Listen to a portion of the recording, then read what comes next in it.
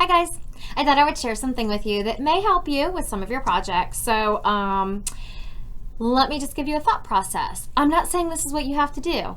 I'm just saying this could be a thought process for you. I've opened up PowerPoint, which is something I easily shared and said, hey, this could be an option for you. You could use PowerPoint. But I also said, don't make me just your standard PowerPoint presentation. So maybe this could help get your brain going if you're looking for something new, fresh, or cool to do. You may already know how to do this. It's called action buttons. You may not know how to do this. That's fine too. I just want to share a couple of things with you. Themes, action buttons, and even saving your presentation as a video. So here we go.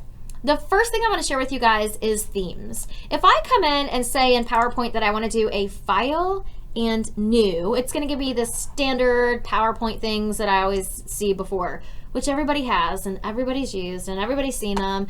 But you could come over here under these themes and pick out something completely different so that you've got like a different design so that it doesn't look like the same thing that everybody else typically uses. So you could do that. File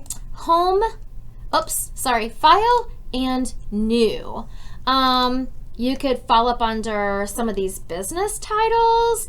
You could, let's go back. So these are all these you guys typically see the same like 15 things over and over again, but there are a lot of other options that are under here. You could pull out one of these infographic pieces. These have different decks that allow you to, create and use. So it gives you something completely different than the standard thing that everybody else is already using, which to me makes me want to look. I love this slide here. I could copy out this slide, copy this and put it into another presentation if I wanted to, and use just this piece right here. Anyways, so there are a lot of options for you. You don't have to use the standard old PowerPoint designs if you don't want to. That's cool. I like this too. That's pretty. Okay, now I'd like to share something else with you. So that's one thought, so that you don't have the standard old options. So you go under File and New, and you choose something from the categories under there, right? Okay. The other thought is you could do something called action buttons. So here I have a PowerPoint. I'm going to paste this one in. I like that. Paste. Ooh, that's so pretty. Okay, so let's say I'll have to move it down here because I'm not ready to use it yet. Maybe this here, I'm going to put my title in here, Black History Month, presented by me.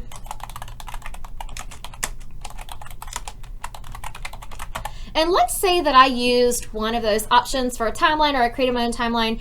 And for my presentation, I'm going to do maybe 50 years of Black history or something like that. So I have a timeline here for us, right?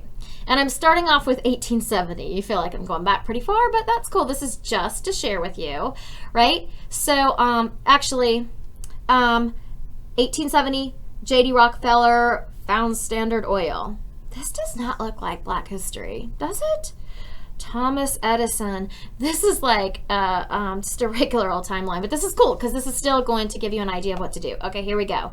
You ready? So let's say I want to talk about whatever happened in 1870. Then I want to talk about whatever happened in 1873. Then I want to talk about whatever happened in 1876. So I've got this timeline. And instead of just putting a timeline up there and voicing over or just leaving the text, because that's super boring, we can do what's called action buttons. In order to do this, I'm going to take slide 3 away. Bye, slide 3.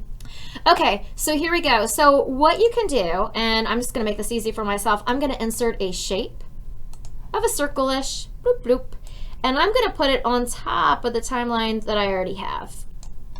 It's blue. Maybe I want it to be orange. Who knows? Whatever. I could put a set of directions up here. I could insert text that says, I could say insert tab, right? And I could say text box, and I can say click on the orange dot for more information about this timeline. All right, so maybe I move that down. Maybe I have this set of directions up here. There we go. So I'm gonna have to move my orange dot back. Here we go. Oh, arrow up. Now it's on top of it. Okay, so I have 1870 J.D. Rockefeller, right? So I'm gonna make a new slide that comes after here. This is gonna be my 1870 Rockefeller, right? Then my next one is gonna be 1873. That's gonna be the next orange dot I'm gonna have, so you can just copy that. I'll make another slide down here. What was it? 1873? 1873. I think that's all of the examples that I need to give you guys so that you can understand the concept here.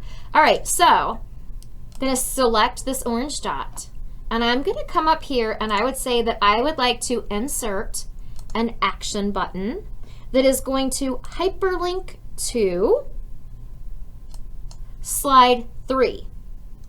Slide 3, 1870 Rockefeller. Okay.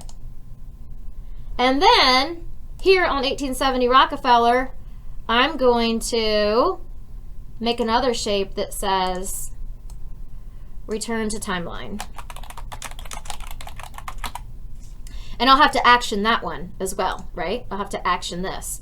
So I'm going to action this, insert, action, hyperlink to, slide 2,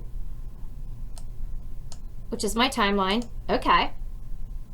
Now, watch what happens here. I start my PowerPoint presentation, and I got to monitor, so it kind of prepares you and shows you.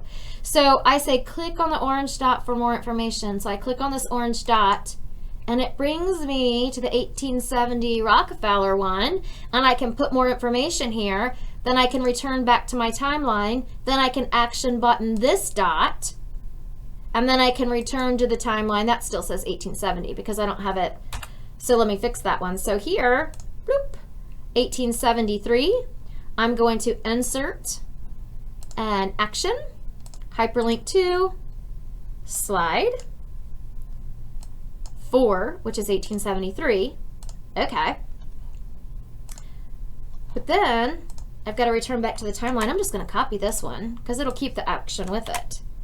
Should. Let's double check. Action button, hyperlink to, slide 2. Yep, it kept the action on it.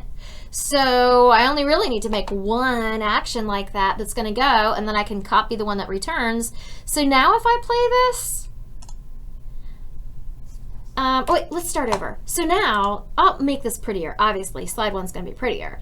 And then I'm going to say, this is a presentation about Black History Month. Let's take a look at this. And because, you know, I'm going to put audio on it next module, right? And then I could say, this happened in 1870, and bloop, bloop, hold on. Ta-da!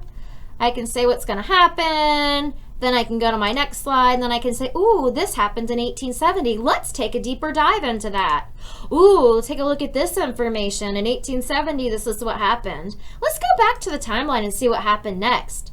In 1873, ooh, in 1873, this happened. Is that interesting? Did you know about that? Return to the timeline. So you see how that works? So what you did is you have a timeline, you've got action buttons, and you move back and forth. Is that kind of cool? Do you like that thought process or that idea? Okay.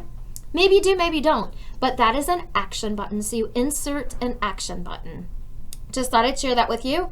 The next thing that I want to share with you guys is if you're going to put some stuff into PowerPoint, you can turn a PowerPoint into a video when you're done. Now, however, if you're going to have a piece like this that's interactive, maybe turning it into a video is not a great idea.